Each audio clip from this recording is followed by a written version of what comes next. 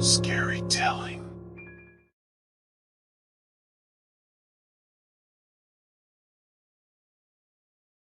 I've always been a skeptic when it comes to supernatural occurrences. I never believed in ghosts, spirits, or any otherworldly beings that people claim to see. That was until I started experiencing something that I couldn't explain.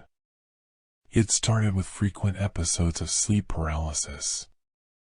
I would wake up in the middle of the night unable to move my body, my mind fully aware of my surroundings, but my limbs were like lead. But what made it worse was the feeling of a presence in the room with me. I could sense that I wasn't alone. It felt like there was someone, or something, watching me.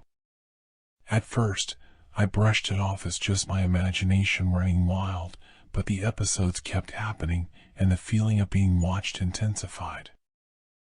I tried to ignore it, but it became impossible to ignore when I started seeing things.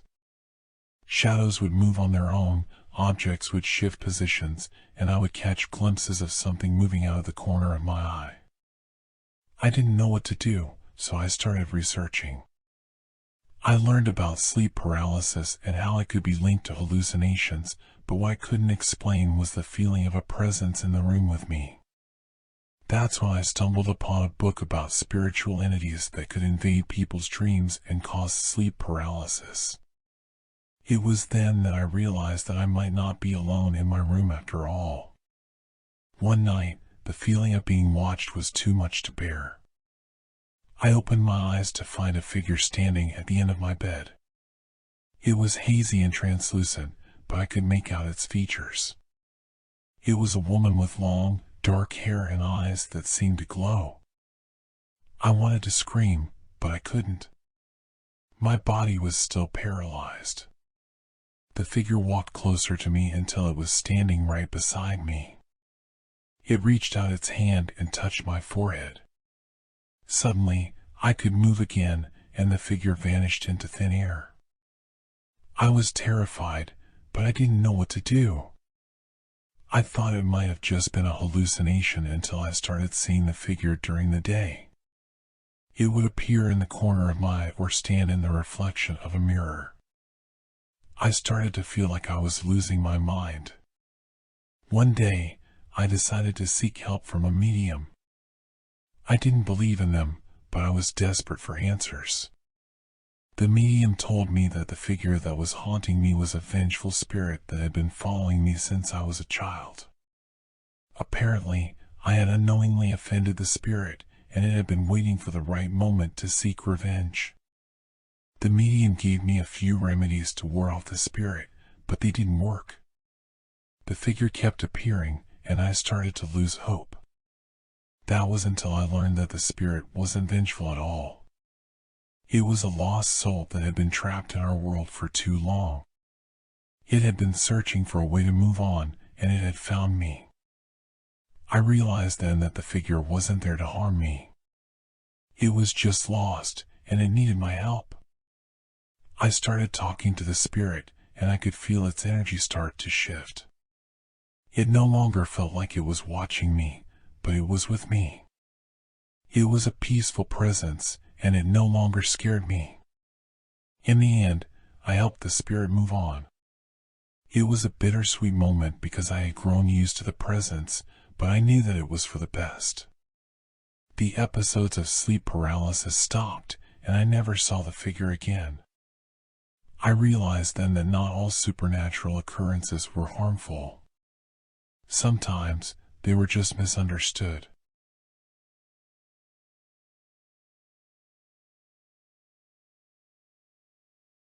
I never believed in coincidences until I read that book. It was called The Charmer, and it was about a man who would charm women into falling for him before brutally killing them. I couldn't put the book down, but as soon as I finished it, I felt a sense of dread wash over me. It was like the story was too real, too possible. And then my best friend, Claire, introduced me to a man she had just met. His name was Jack, and he had an easy smile and a charming personality. I tried to shake off the feeling that something was off about him, but I couldn't help but think of the book. Claire and Jack started dating, and I tried to be supportive. But the more I got to know him, the more I felt like he was hiding something. He never talked about his past, and he always seemed to be watching us, like he was studying us. One night, Claire and Jack invited me over for dinner. Jack had cooked a delicious meal, and we were all laughing and having a good time. But then Jack disappeared into the kitchen, and I heard a strange noise. I got up to investigate, and that's when I saw it. Jack had a knife in his hand, and he was staring at me with cold, dead eyes. I tried to run, but he caught me and held me down. "You shouldn't have read that book," he hissed in my ear. "Now you know too much." I struggled against him, but he was too strong. I thought I was going to die, just like the women in the book. But then Claire appeared, holding a frying pan. She hit Jack over the head with it, and he fell to the ground, unconscious. We called the police, and they took Jack away.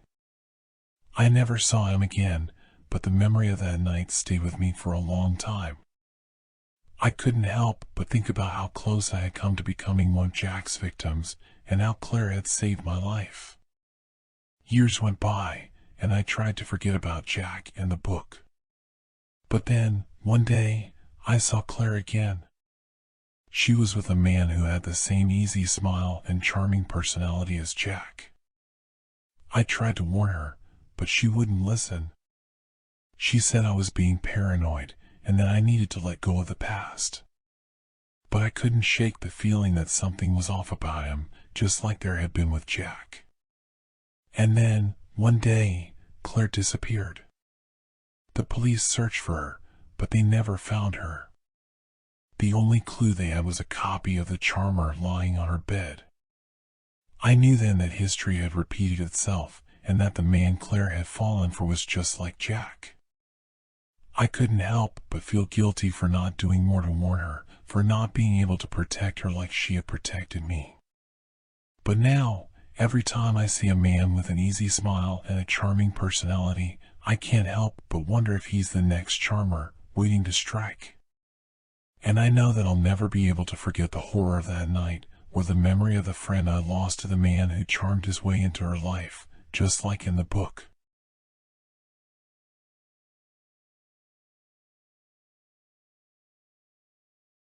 I always thought that scarecrows were harmless, nothing more than stuffed sacks of hay and old clothes. But that all changed when I stumbled upon the scarecrow in the woods. It was a warm summer day, and I was out exploring the forest behind my house. I had never gone deep into the woods before, but something drew me there that day. And that's when I saw it, a scarecrow standing in a small clearing. At first, I thought it was just another decoration, but something about it felt off. The clothes were old and tattered, and the face was twisted into a sinister grin. I tried to look away, but I couldn't. It was like the scarecrow was watching me. As I got closer, I noticed that the scarecrow was tied to a stake, like it had been put there on purpose. And then, as I reached out to touch it, I felt a cold wind blow through the clearing. That's when I heard a voice, a whisper in my ear. "He will pay," it said. "He will pay for what he did to me." I didn't know what to make of it, but I felt a sense of dread wash over me. I knew I needed to get out of there, but as I turned to leave, I saw a figure in the trees. It was a man, dressed in old-fashioned clothes, and he was staring at me with a look of anger and hatred. I ran all the way home, my heart pounding in my chest. I tried to tell my parents what I had seen, but they just brushed it off as my imagination. But I knew I had seen, and I couldn't shake the feeling that the scarecrow was somehow alive. Days went by, and I tried to avoid the woods. But something kept drawing me back, like the scarecrow was calling to me. And then, one night, I saw it again. The scarecrow was no longer tied to the stake. It was moving, its limbs creaking and groaning. And then, as I watched, it started to walk towards me. I tried to run, but it was too fast. It caught me and held me down, its cold, bony fingers digging into my skin. And then, I saw the figure of the man again.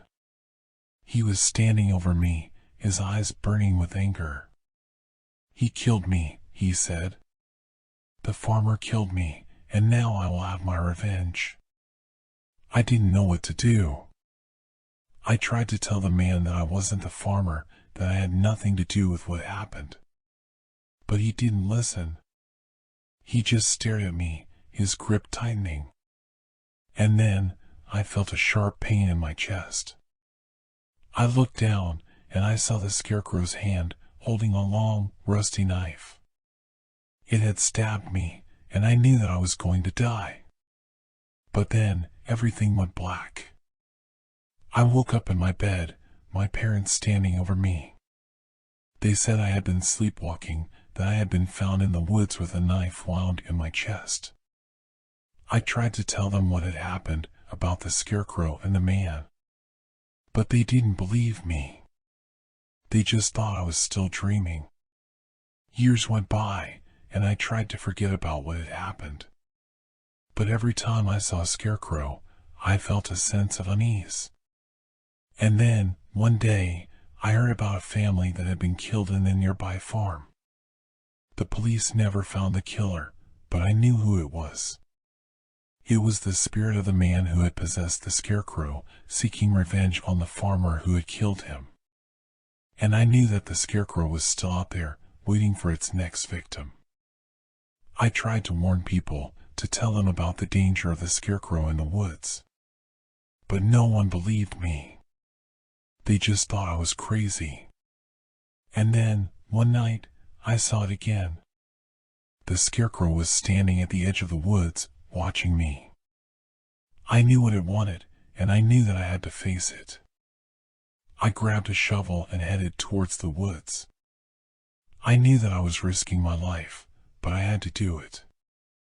I had to stop the scarecrow from hurting anyone else. As I entered the woods, I felt a sense of dread wash over me. I could hear the rustling of the leaves, the creaking of the branches. And then, I saw it.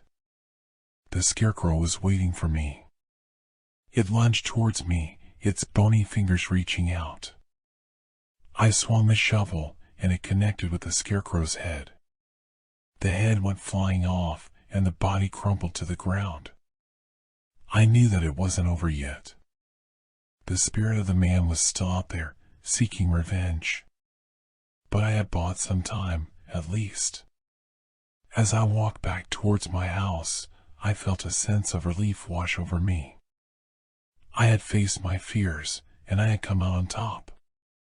But I knew that the scarecrow would always be out there, waiting for its next victim. And I knew that I would never be able to forget the horror that I had witnessed in those woods. The revenge of the scarecrow would haunt me for the rest of my life.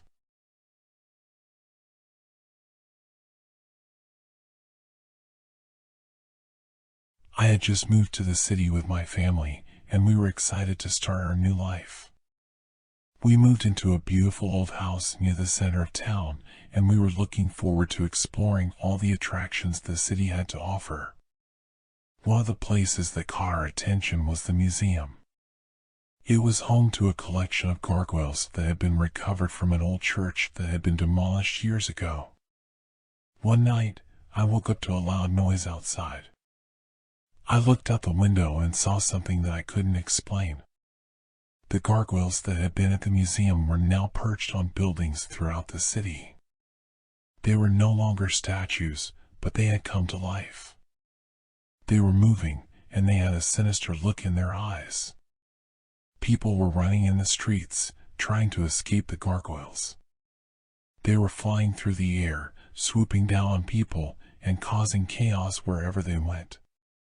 It was like something out of a nightmare. As I looked out the window, I saw a group of people heading towards our house. They were carrying torches and pitchforks, and they were accusing us of being witches. They believed that we had something to do with the gargoyles coming to life. We tried to explain that we had nothing to do with it, but they wouldn't listen. They were determined to take matters into their own hands. They broke down our front door and came inside, searching for anything that could prove our guilt. They found nothing, but it didn't matter. They were convinced that we were responsible for the terror that was happening in the city. We tried to escape, but the mob had surrounded our house. It seemed like there was no way out.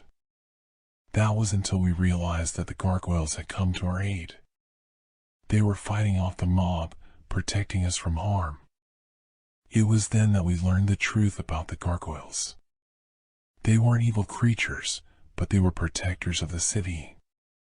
They had come to life to fight off a greater evil that had been lurking in the shadows. The people of the city had forgotten about the gargoyles and their purpose, and they had turned on the very creatures that were protecting them. In the end, the gargoyles were able to defeat the evil that had been plaguing the city. They went back to their perches at the museum, and they were once again just statues. The people of the city realized their mistake and apologized to us for their accusations. They even offered to help us repair our home that had been damaged during the chaos. We learned a valuable lesson that night. Sometimes, the things we fear the most are the very things that can save us. The gargoyles were our protectors, and we were lucky to have them on our side.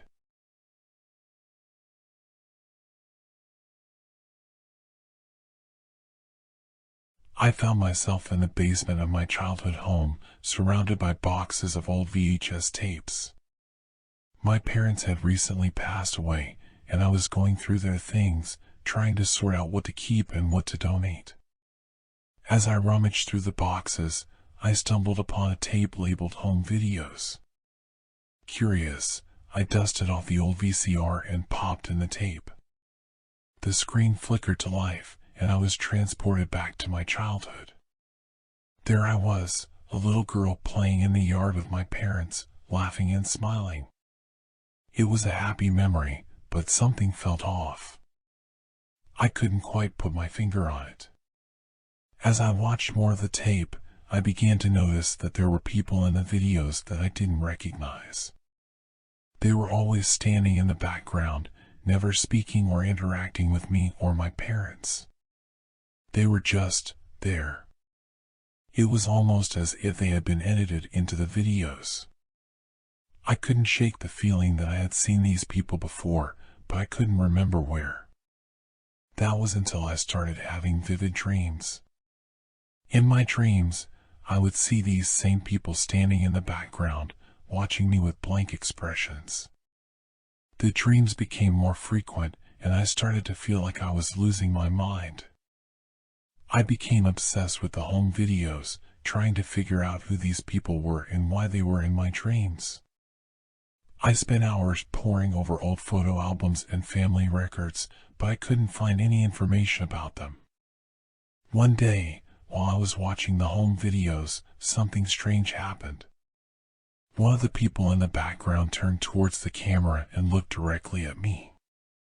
Their expression was cold and emotionless, and I felt a chill run down my spine. It was as if they knew I was watching them. I tried to brush it off as my imagination, but the dreams continued.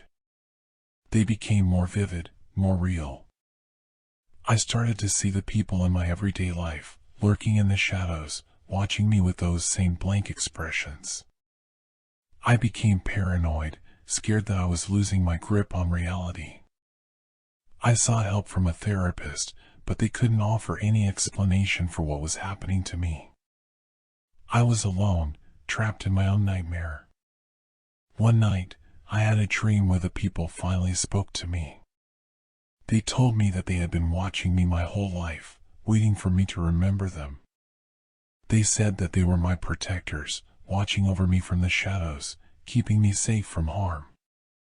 I woke up covered in sweat, feeling like I had been hit by a ton of bricks.